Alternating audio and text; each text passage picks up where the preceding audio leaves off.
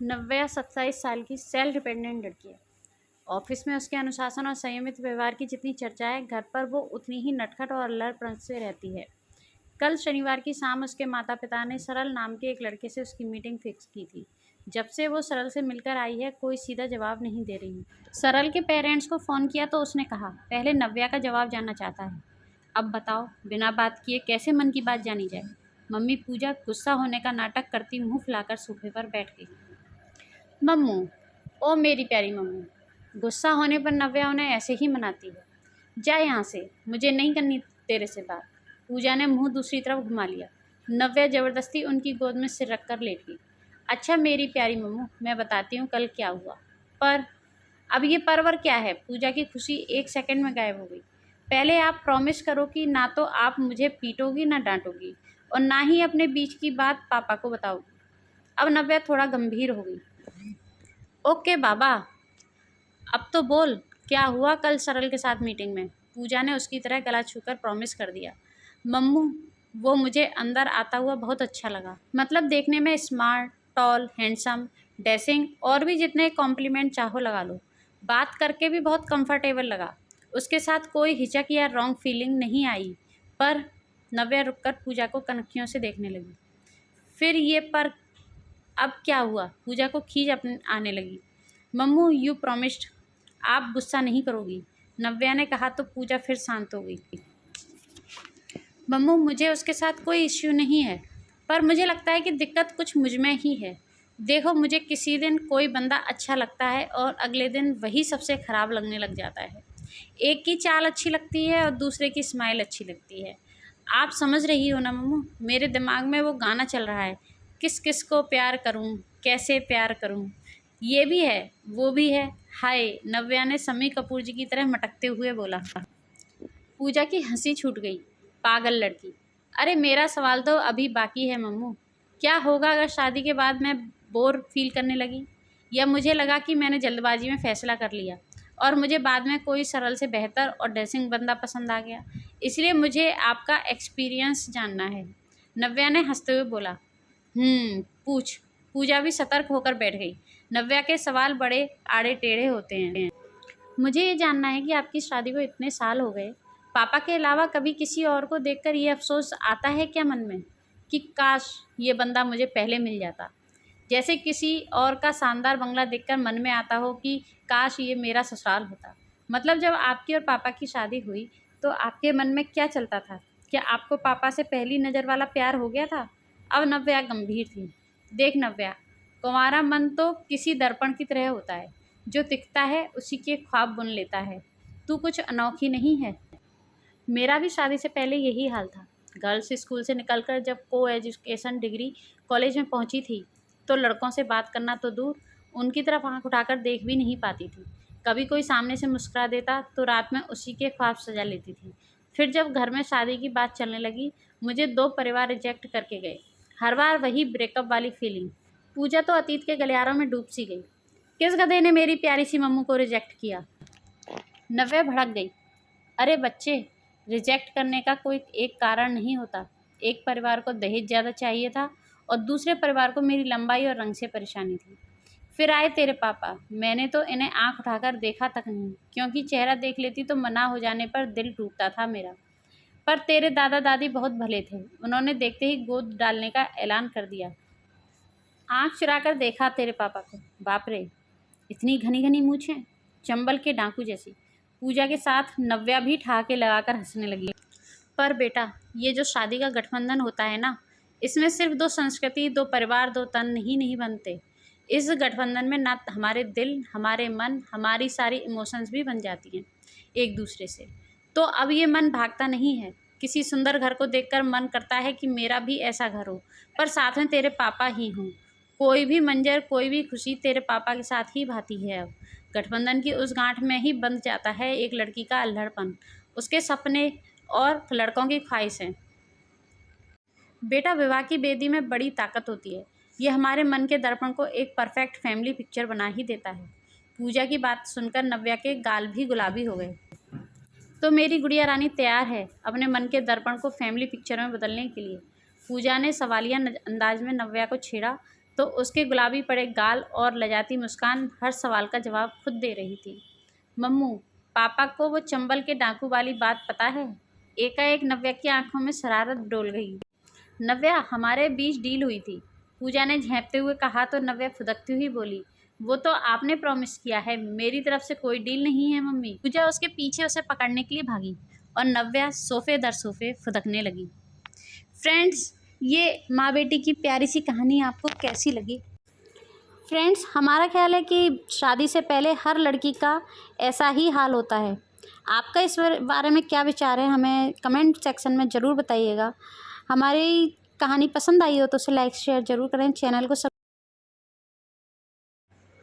Happy anniversary. Video call पर विभुम ने शुभकामनाएं दी तो पलक की आंखें भर आईं। सेम टू यू, उसने फीकी सी मुस्कान से जवाब दिया। Thank you. अच्छा सुनो, अभी मैं थोड़ा बिजी हूँ, हम वीकेंड पर तो मिल ही रहे हैं ना, तुम पार्टी के सारे अरेंजमेंट देख लेना, कोई भी कसर ना रह जाए। मेरे कुछ विदेशी क्लाइंट भी इसमें शिरकत करने वाले हैं। विभुम ने लैपटॉप पर ही नज़रें गड़ाए अपनी बात कही और कॉल डिस्कनेक्ट हो गई। गालों पर बह रहे आंसुओं को पोंछने की कोशिश भी नहीं की पलक ने एक बार भी। दिखते ही कहाँ हैं उसके आंसू किसी को। थोड़ी देर तक अपनी ख्वाहिशों का मातम मनाकर उसने खुद को संवारा और मंदिर जाने के लिए घर से निकल गई। गाड़ी मंदिर के बाहर रुके 10 मिनट हो गए थे, पर पलक अभी तक अंदर ही बैठी थी। सामने लगी छोटी सी फूलों की दुकान पर बैठे जोड़े को वो बड़ी हसरत से निहार रही थी। अभी 5 मिनट पहले ही तो ये मालिन अपने बच्चों को स्कूल भेजकर दुकान आई है। आते ही कैसे उसका पति निगाह भरकर उसे देखने लगा था। सामने खड़े ग्राहकों ने उसे टोका था, भैया जरा जल्दी पुड़िया बांधिए ना फूलों की, मंदिर में भीड़ बढ़ती जा रही है। उसने झेंपते हुए अपने हाथ जल्दी चलाने शुरू कर दिए थे, पर निगाहें उसकी अपनी पत्नी पर ही टिकी हुई थी। याद नहीं है कि आखिरी बार विभुम ने कब उसे नज़रें उठाकर भी देखा था। हमेशा निगाहें लैपटॉप या मोबाइल में गड़ी रहती हैं उसकी। तभी दुकान खाली हो गई और वो खुद फूल लेने के लिए गाड़ी से उतरने लगी। पर ये क्या, माली अपनी पत्नी को दुकान की ओट में ले गया तब तक हाथ पकड़कर। वो भले ही सबके लिए ओट में छूट गए थे, पर पलक उन्हें साफ साफ देख पा रही थी। माली ने अपनी बनियान में बनी जेब से एक खूबसूरत सा गजरा निकाला और अपनी पत्नी के जूड़े पर सजा दिया। वो गजरा देखकर ऐसे खुश हो रही थी जैसे हीरों का हार पहना रहा हो उसका पति। हीरों का हार, उसे पहनकर कौन सी खुशी मिलती है। हर साल की तरह इस बार भी विभुम उसे ऐसा ही कुछ महंगा तोहफा देगा, पर सबके सामने इम्प्रेशन जमाने के लिए। बड़े से ग्रांड होटल में अपने 1000 मेहमानों के सामने वो कुछ महंगा सा लाकर हाथ पर रख देगा, तोहफे के नाम पर। कभी पहनाने की जहमत भी नहीं उठाता है वो। काश काश कभी विभुम भी उसके बालों में ऐसे ही गजरा लगाए। आह, वो उनके रोमांस में विघ्न नहीं डालना चाहती थी, इसलिए मुंह फेरकर थोड़ी देर और गाड़ी में बैठी ही। जब माली वापस पुड़िया बांधने बैठ गया तो वो खुद भी फूल खरीदने पहुंच गई। फूल खरीदते हुए भी उसकी नज़रें मालिन के गजरे और गालों पर टिकी हुई थी। चंद मिनटों पहले यह आदान प्रदान से उसके गाल अभी भी गुलाबी हो रहे थे। वो वहाँ पीछे बैठकर गजरे ही बुन रही थी। पलक फूल लेकर मंदिर चली गई। पूजा करके बाहर आई तो तेज कदमों से फिर उसी फूलों की दुकान पर पहुंच गई थी। ये गजरा कितने का है भैया? उसने मालिन के बालों में लगे गजरे की तरफ इशारा किया। क्या हुआ जो विभुम ने कभी उसे गजरा नहीं पहनाया? इतनी बड़ी ख्वाहिश भी नहीं है कि ये पूरी ना हो सके। पूजा करते हुए उसके मन में विचार आया था। मैडम 100 रुपये का एक है, जितनी मर्जी चाहे ले जाइए। माली डलिया से गजरे छांटता हुआ बोला। नहीं भैया, ये वाले नहीं, वो जो आपकी पत्नी ने पहना है ना, वैसे वाला चाहिए। पलक की ख्वाहिश जुमा पर आ ही गई थी। ओह अच्छा मैडम। सिर खुजाते माली के गाल भी गुलाबी हो गए। कितने क्यूट हैं ये दोनों, पलक सोचकर मन ही मन हंस पड़ी। वो तो मैडम हम बनाते नहीं हैं रोज़, महंगा बनता है तो उसकी बिक्री नहीं है। वो तो आज रूपा का जन्मदिन है तो। माली अभी भी शर्मा रहा था। अच्छा, ओह, तो भैया आप ऑर्डर पर बना दोगे? पलक ने पूछा। बिल्कुल मैडम, जितने पीस आप बोलो। हम तो बहुत सप्लाई देते हैं इस गजरे की, पर बनाते ऑर्डर पर ही हैं। माली की बात का मतलब समझकर पलक ने 500 रुपये उसे पकड़ा दिए। उसने दिन और समय पूछ लिया और पलक चहकती हुई घर वापस आ गई। अच्छा ही है आज नहीं मिला, उस दिन विभुम से ही लगवा लूँगी बालों में गजरा। फंक्शन की पूरी तैयारी पलक ने दोगुने जोश से की। वीकेंड आया और विभुम शहर वापस आ गया, पर अभी तक घर नहीं आ पाया था वो। सभी विदेशी क्लाइंट्स के ठहरने और स्वागत की तैयारियों में व्यस्त था बेचारा। पलक ने बहुत महंगी डिजाइनर साड़ी पहनी और अपनी हेयर स्टाइलिस्ट से गजरे के हिसाब का जूड़ा बनवाया। उसने ड्राइवर को स्पेशली गजरा लेने मंदिर भेजा। वो घर से निकलने के लिए एकदम तैयार थी, बस विभुम का इंतज़ार था। बस एक बार वो आकर मेरे बालों में एक खूबसूरत गजरा लगा दे, हम साथ में ही यहाँ से निकल जाएंगे। छोटी सी ही तो ख्वाहिश थी बेचारी की, पर विभुम नहीं आ पाया। उसने अभी भी आस नहीं छोड़ी थी। डलिया साथ लेकर पहुँच गई वो 5 स्टार होटल। मिलते ही गजरा पहन लेगी वो विभुम से। वहाँ गाड़ी से उतरते ही विभुम उसे मेहमानों से मिलवाने लगा। सुनो विभुम, ये जरा मेरे बालों में। पलक ने गजरा विभुम की ओर बढ़ाया। बस 2 मिनट का ही तो काम है। क्या है ये? ओके, लाओ इधर दो। विभुम ने पलक की पीठ अपनी ओर घुमाई। Happy anniversary Mr Sonowal and Mrs Sonowal. Clients ने आकर गिफ्ट देने शुरू कर दिए। विभुम ने गजरा जल्दी से कोट की जेब में सरकाया और मेहमानबाजी में लग गया। केक कटिंग के समय जब विभुम ने हमेशा की तरह महंगा तोहफा पलक की तरफ बढ़ाया तो उसने आंखों के इशारे से गजरा पहनाने की मनोहार कर दी। पर विभुम ने उसकी मनोहार को इग्नोर करके केक काटने के लिए उसका हाथ थाम लिया। ऊंचे से स्टेज पर महंगी डिजाइनर साड़ी में लिपटी, लेटेस्ट मेकअप और ज्वेलरी से सजी और महंगे तोहफों से लदी फदी पलक वहां मौजूद लगभग हर महिला के मन में ख्वाहिशें जगा रही थी, पर खुद की एक छोटी सी ख्वाहिश पूरी नहीं कर पा रही थी। उसके बाद उसका उत्साह मर गया। वो पार्टी में शरीक तो रही पर अनमनी। घर पहुंचकर उसने विभुम का तोहफा लॉकर में पटका और कपड़े बदलने चली गई। विभुम देर रात वापस आया। सभी क्लाइंट्स को एयरपोर्ट तक छोड़कर आना था। उसकी शक्ल देखते ही पलक ने शिकायत की, आपने मुझे गजरा क्यों नहीं पहनाया? अरे यार, ये देखो क्या हाल हो गया था तुम्हारे गजरे का मेरे कोट की जेब में। विभुम ने तुड़ा मुड़ा काला पड़ गया गजरा पलक को दिखाया। ओह! गजरे की हालत देखकर पलक सोच में पड़ गई। शायद गजरा लगाने की ख्वाहिश उसके लिए बनी ही नहीं थी। वो तो जालीदार बनियान की जेब वालों के लिए ही सुरक्षित थी। फ्रेंड्स, हर किसी के मन में कोई एक ख्वाहिश ऐसी होती है जो उसकी अधूरी रह जाती है। आपके मन में भी अगर कोई ऐसी ख्वाहिश है तो हमें कमेंट सेक्शन में ज़रूर बताएं, और अगर कहानी पसंद आई हो तो उसे लाइक शेयर ज़रूर करें। सरोज और राजीव दार्जिलिंग जा रहे थे। तैयारियों के बीच जब राजीव ने सेवैयाँ, मट्ठी और लड्डू के पैकेट लाकर रखे तो सरोज की त्योरियाँ चढ़ गईं। अब ये मत कहना कि दार्जिलिंग में भी तुम्हारे रिश्तेदार रहते हैं, वहाँ जाकर ठहरने वाले हैं। सरोज का कहना गलत नहीं था। 3 साल की शादी में वो राजीव के रिश्तों और रिश्तेदारों की गुत्थी में उलझ सी गई थी। अरे नहीं जान, दार्जिलिंग में कोई नहीं है अपना, पर हमारा लास्ट स्टेशन है ना, न्यू जलपाईगुड़ी, वहाँ गुड्डी बुआ के देवर पोस्टेड हैं।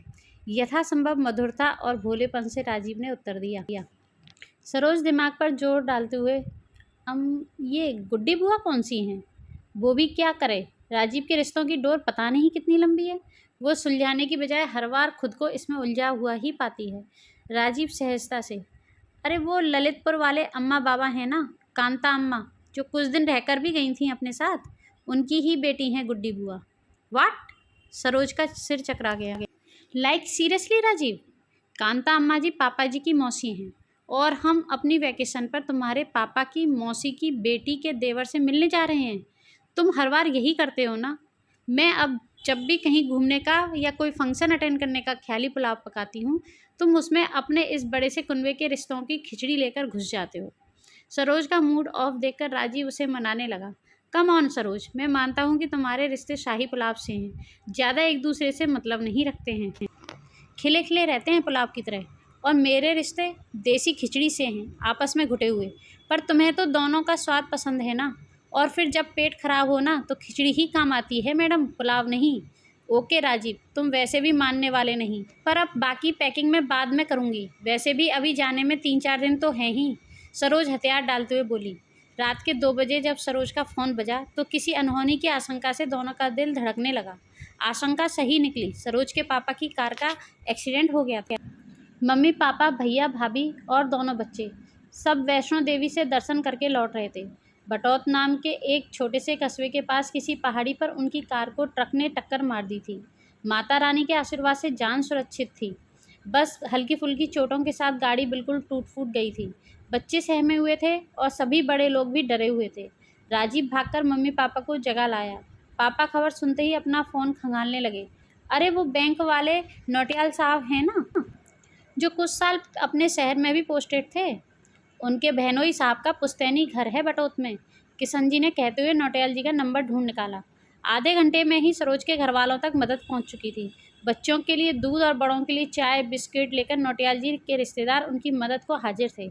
उनके एक्सीडेंट की खबर पुलिस में देकर उन सबकी वापसी के लिए टैक्सी के इंतजाम तक सभी काम सुबह 4 साढ़े 4 तक हो गए थे।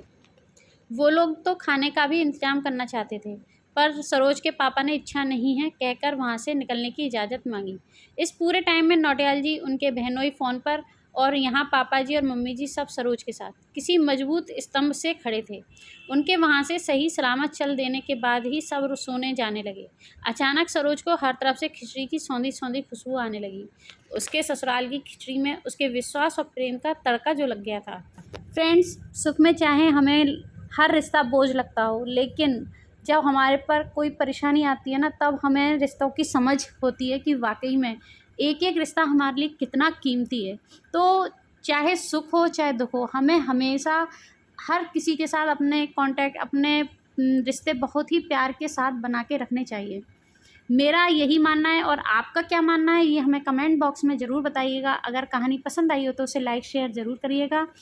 हमारे चैनल को सब्सक्राइब कर लेगा, बेल आइकन प्रेस कर लीजिएगा, जिससे कि आपको आने वाली न्यू स्टोरी का नोटिफिकेशन मिल सके। Thank you.